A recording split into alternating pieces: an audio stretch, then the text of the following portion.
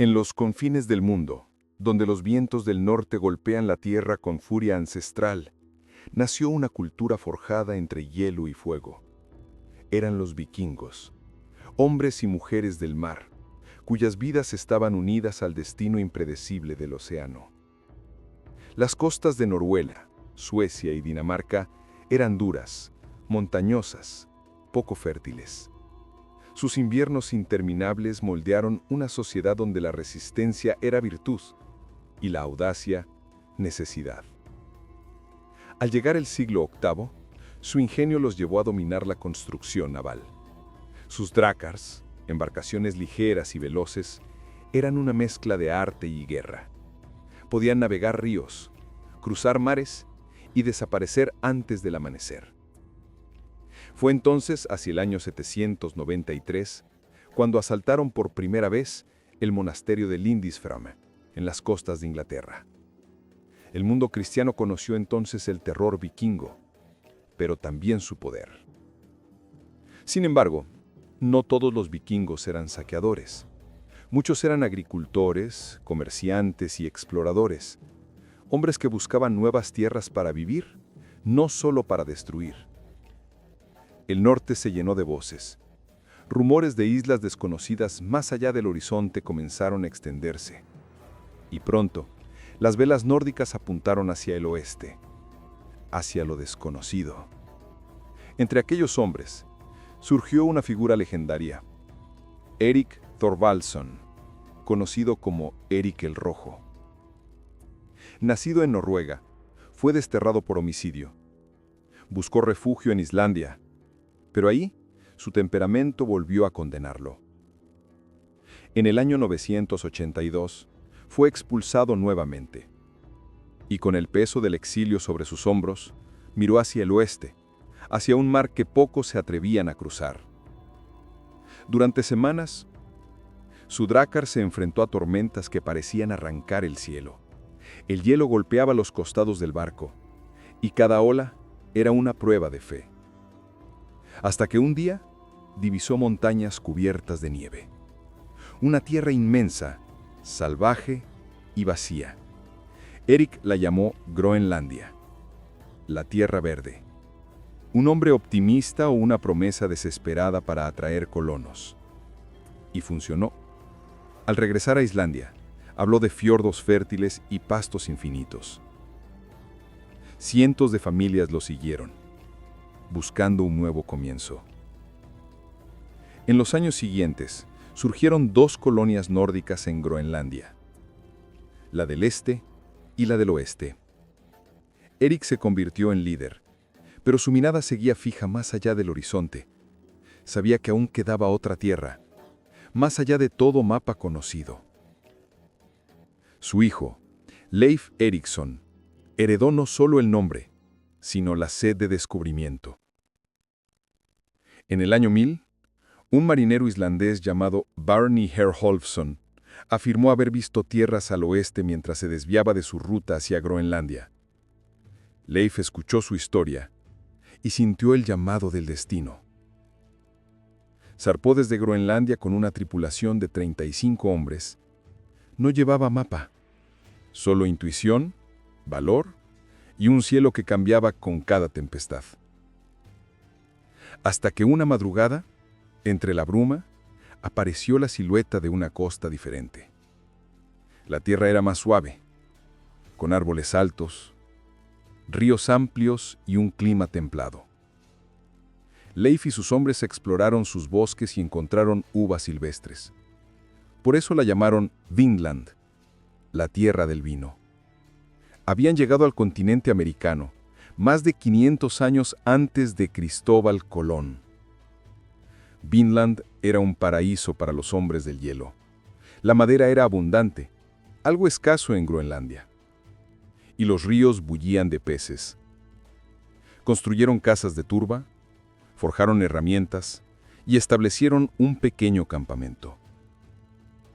El sol duraba más, los inviernos eran suaves y el suelo parecía prometer prosperidad.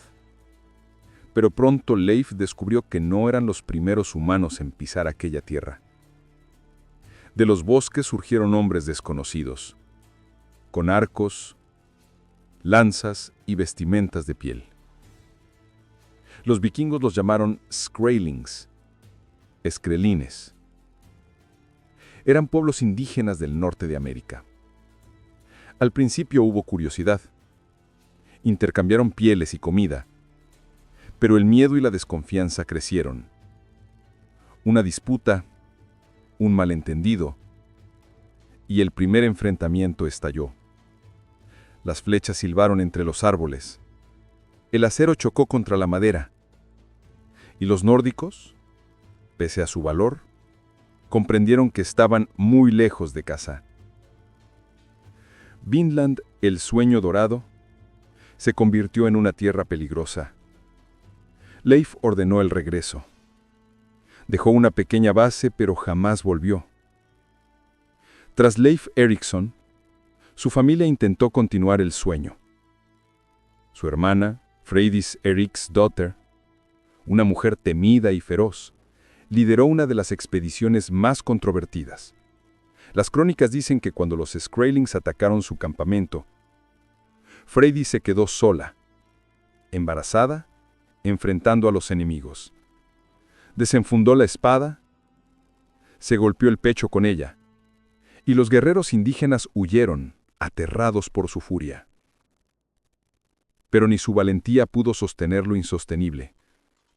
Los conflictos internos entre los vikingos y la distancia brutal de Groenlandia hicieron que Vinland fuera abandonada. Años después, la colonia de Groenlandia comenzó a desmoronarse.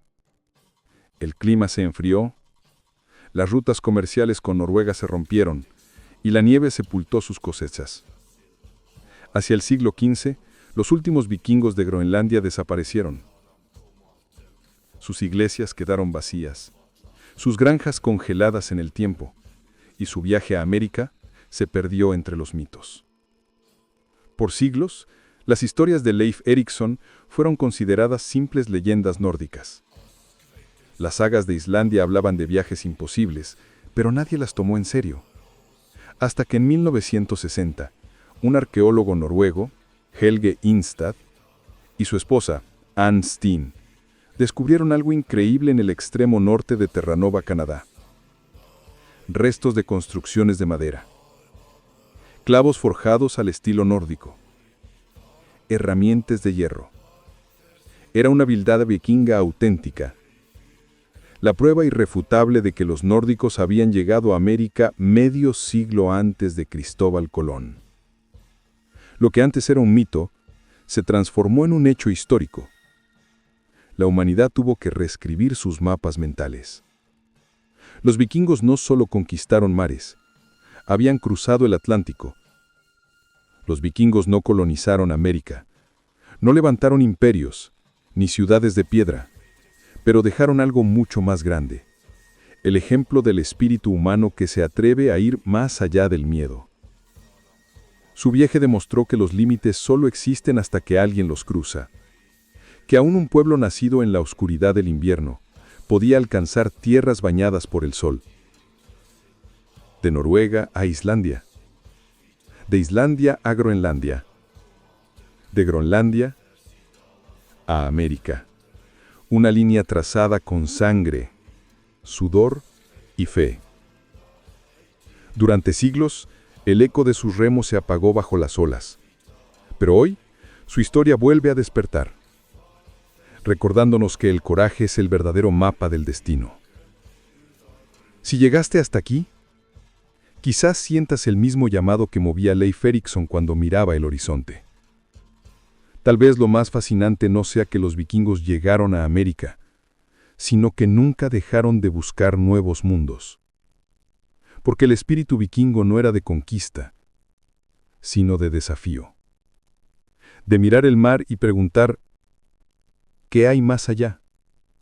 Y lanzarse, aunque el precio fuera la muerte. Así que dime, si hubieras nacido en esa era, ¿habrías tenido el valor de remar hacia lo desconocido?